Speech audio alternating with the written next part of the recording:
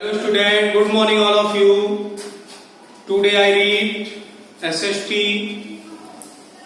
class 4 lesson 8 our natural resources, हमारे प्राकृतिक संसाधन। जैसा कि लेसन का नाम है, वो संसाधन जो हमें प्रकृति से प्राप्त होते हैं, ऐसे संसाधनों को हम प्राकृतिक संसाधन कहते हैं। सम और नेचुरल रिसोर्सेस कुछ प्राकृतिक संसाधन हैं, जैसे वाटर, सॉइल, मिट्टी, विंड, हवा, फॉरेस्ट, जंगल, वेल्थ, धन, सनलाइट, सूर्य की रोशनी, मिनरल्स, वेल्थ या खनिज संपदा। ये सभी प्रकृति में अपने आप पाई जाती हैं। इनको पैदा करने के लिए या मनुष्य की जरूरत नहीं होती है, इसीलिए इन संसाधनों को हम नेचुरल रिसोर्सेज कहते हैं। We depend on the natural resources for many things like food. We obtain food from plants. Plants need soil to grow. Many animals make their homes in soil. हम सभी को खाने के लिए प्राकृतिक साधनों के ऊपर निर्भर रहना पड़ता है, जैसे कि मिट्टी। मिट्टी एक ऐसा नेचुरल रिसोर्स है जिसके बिना तो फूड उगाया ही नहीं जा सकता। मिट्टी नहीं होगी तो प्लांट नहीं होंगे, प्लांट नहीं होंगे तो फूड नहीं होगा, फूड नहीं होगा तो हम लोग कैसे क्या खाएंगे, कैसे एनर्जी प्राप्त करेंगे। तो हम अपने भोजन की प्राप्ति के लिए पौधों पर डिपेंड रहते हैं। कई जानवरों से भी हमें भोजन प्राप्त होता है, जो हमारे भोजन में मदद करते हैं। अब आता है types of natural resources. Natural resources के प्रकार, कितने प्रकार का नेचुरल रिसोर्सेज होता है। तो नेचुरल रिसोर्सेज दो प्रकार के होते हैं, renewable resources and non renewable resources.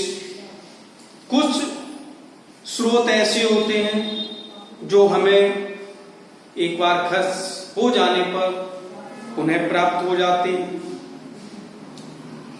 और कुछ स्रोत ऐसे होते हैं जो खर्च होने के बाद दोबारा से प्राप्त नहीं हो पाते हैं। तो ऐसे संसाधनों की हमें बहुत केयर करनी पड़ती है, सही से इस्तेमाल करना पड़ता है। पहला नंबर 1 आता है renewable resources. The natural resources that do not get exhausted are called renewable resources. वे प्राकृतिक स्रोत जिनको एक्सहॉस्ट के बाद दोबारा प्राप्त कर लिया जाता है। They have ability to get renewed. उनमें ऐसा गुण होता है कि वो वापस वातावरण में फिर से मिल जाते हैं, प्राप्त हो जाते हैं, जैसे एयर है, वाटर है, सनलाइट है। These resources are also called in exhaustible resources. Air is an important natural resources. हवा एक ऐसा महत्वपूर्ण प्राकृतिक संसाधन है जिसका होना हमारे लिए बहुत ही आवश्यक है। हवा को हम प्राणवायु के नाम से भी जानते हैं। क्यों? क्योंकि प्रत्येक मनुष्य के लिए, प्रत्येक प्लांट के लिए एयर बहुत ही आवश्यक है। ये प्राणदायिनी होती है, इसमें ऑक्सीजन पाई जाती है। क्यों?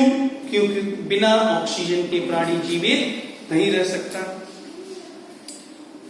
जितनी भी जीवित प्राणी हैं, उनकी जीवन के लिए ऑक्सीजन, हवा बहुत ही आवश्यक है। Life is not possible on earth without air. अर्थात बिना हवा के पृथ्वी पर जीवन संभव नहीं होगा। अब आता है सोलर एनर्जी, सौर ऊर्जा, जिसे हम सनलाइट के नाम से भी जानते हैं। Solar energy the energy received from सन।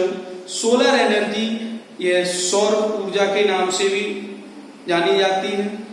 जो एनर्जी हमें सूरज से मिलती है इसे हम सोलर एनर्जी कहते हैं। और सन से हमें सनलाइट भी मिलती है और सन हीट भी मिलती है, अर्थात सूरज से हमें गर्मी भी मिलती है और रोशनी भी मिलती है। यह एनर्जी जो सन से लाइट के रूप में मिलती है इसे थर्मल एनर्जी के रूप में कन्वर्ट किया जाता है और इस सोलर एनर्जी को इलेक्ट्रिसिटी में भी यूज करते हैं।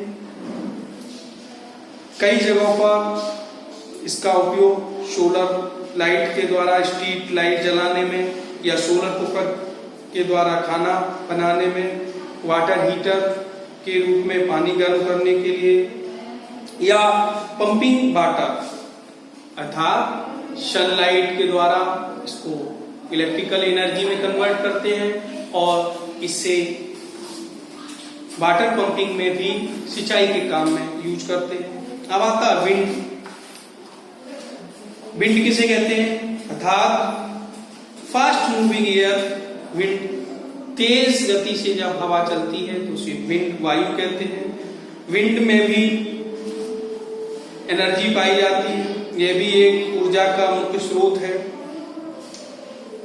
यह भी पृथ्वी पर बहुत ही आवश्यक नेचुरल स्रोत है। इसके द्वारा बिजली पैदा की जाती है विंड मिल की सहायता से। कई जगहों पर विंड मिल सेटअप किए गए हैं, जैसे तमिलनाडु, महाराष्ट्र, कर्नाटका, गुजरात, मध्य प्रदेश, राजस्थान, केरला, वेस्ट बंगाल के कई स्टेट हैं जिनमें विंड मिल लगाए गए हैं, जिनकी सहायता से किसी न किसी क्षेत्र में इनसे बिजली तैयार की जाती है और काम में लाई जाती है। अब आता है सॉइल। सॉइल भी एक महत्वपूर्ण प्राकृतिक संसाधन है। पृथ्वी की जो ऊपरी परत होती है जिसमें फसल पैदा की जाती है, ये बहुत ही उपयोगी होती है, जिससे फूड, क्लोथिंग, शेल्टर की मदद मिलती है। अब आता है फॉरेस्ट, जंगल।